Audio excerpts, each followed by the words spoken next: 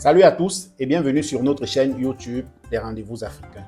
Rappelez-vous, nous avons fait une vidéo ici il y a quelques jours déjà, un mois environ, où nous parlions des pays de l'AES, le Mali, le Niger et le Burkina Faso, qui avaient décidé de sortir définitivement de la communauté régionale qui était la CEDEAO et ont décidé de créer leur propre passeport. C'était l'un des engagements, ce qu'impliquait la sortie de la CEDEAO.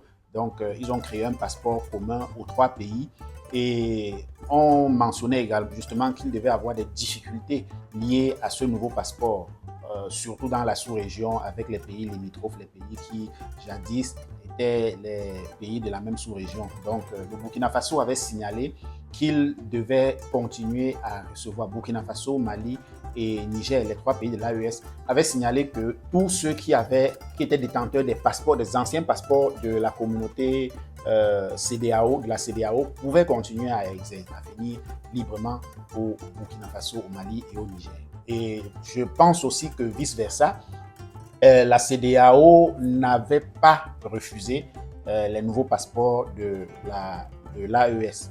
Mais on a rencontré un problème très, très délicat depuis quelques jours parce que au Mali, des personnes qui veulent se rendre en Europe, dans la zone Schengen, se sont fait refuser les passeports, le visa Schengen parce qu'ils disaient qu'ils ne reconnaissaient pas le passeport estampillé AES. C'est une résistance stratégique. Est-ce que c'est une manière de vouloir encore afficher les pays de l'AES? Est-ce que c'est une manière de vouloir dire qu'ils ne sont pas légitimes? Est-ce que c'est une manière de dénier la légitimité de ces passeports? Est-ce que c'est la question dont nous nous posons dans cette vidéo et nous répondons ou alors nous essayons de répondre après le jingle.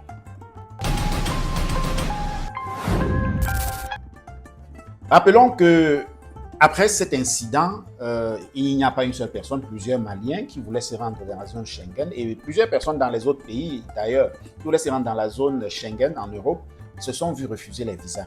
Et ils ont remonté aux autorités compétentes, c'est-à-dire aux autorités des pays respectifs, Niger, Mali et Burkina Faso. Il se pourrait que les chancelleries de ces pays-là arguent. Donc, ils donnent comme argument qu'ils n'ont pas reçu les spécimens. Parce que vous savez, quand il y a un nouveau passeport dans un pays, normalement, le gouvernement, le pays en question devrait remettre dans toutes les ambassades accréditées dans leur pays un spécimen de ce nouveau passeport. Pour que lorsqu'il y a des personnes qui arrivent avec, en fait, formalité administrative, quoi, et ce n'est que normal. Mais les chancelleries disent chancelleries occidentales, bien sûr, disent qu'ils n'ont jamais reçu le spécimen de passeport estampillé AES. Naturellement, ce que les autorités maliennes demandent dans un communiqué qu'ils ont fait, rassurant qu'ils ont respecté toutes les procédures, ce qui fait que le même jour où ils ont publié et rendu officiel le passeport AES, ils ont déposé dans toutes les chancelleries et respecté toutes les procédures qui sont exigé pour ce style de transfert, de changement de passeport. Est-ce que donc les chancelleries ont reçu des mots d'ordre de boycotter ce passeport, ne serait-ce que pour un moment, pour pouvoir fragiliser l'autorité des autorités maliennes, burkinabées et nigériennes? Est-ce que c'est juste réellement que les autorités maliennes n'avaient pas effectivement déposé et peut-être se trompent d'avoir déposé, mais ce qui me surprendrait? Est-ce que on devrait s'inquiéter? Est-ce que notons quand même que les autorités maliennes ont demandé à leur population de ne pas s'inquiéter et de signaler à chaque fois qu'il y a ce genre de manquement lors de besoin d'obtention de leur visa. Et nous vous tiendrons justement informés de la suite de cette affaire dans les prochains jours, probablement demain avec une nouvelle vidéo. Donc sur ce, on va vous laisser écouter un petit reportage qui vous édifie davantage sur ce petit ping-pong qui se joue entre l'AES et la zone Schengen.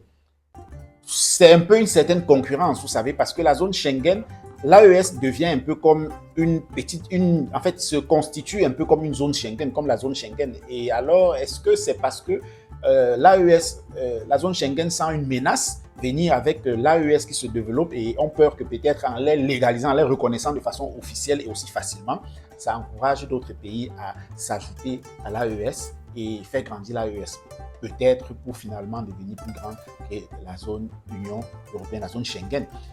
Bon, nous sommes juste en train d'analyser très long. Donc, on vous laisse écouter le mini-reportage de quelques secondes et on se dit avant cela, à bientôt. Parmi les témoignages, celui d'un fonctionnaire malien du ministère de la Santé à la retraite. Avec son dossier, il s'est rendu à Bamako dans un consulat pour solliciter l'obtention d'un visa Schengen qui permet de circuler dans 26 pays européens. Il retourna à la maison bredouille, visa non délivré, dit-il, à cause de la nature de son passeport estampillé Alliance des États du Sahel, AES. Interrogés séparément par nos soins, 2 consulats de pays européens à Bamako expliquent les raisons du refus. Il n'y a pas de problème de reconnaissance du passeport AES, mais il y a côté malien un retard de dépôt auprès des ambassades et consulats de spécimens, c'est-à-dire de passeports témoins pour la reconnaissance des nouveaux titres. C'est après cette opération qu'on pourra poser les visas, expliquent nos interlocuteurs. Côté malien, dans un communiqué, le ministère de la Santé affirme que toutes les missions diplomatiques et consulaires accréditées au Mali ont été saisies du lancement du passeport AES et que les spécimens physiques ont été transmis. Comme si le ministère reconnaît que le mécanisme n'est pas encore totalement huilé, il demande aux détenteurs des nouveaux passeports de le saisir en cas d'éventuelles difficultés.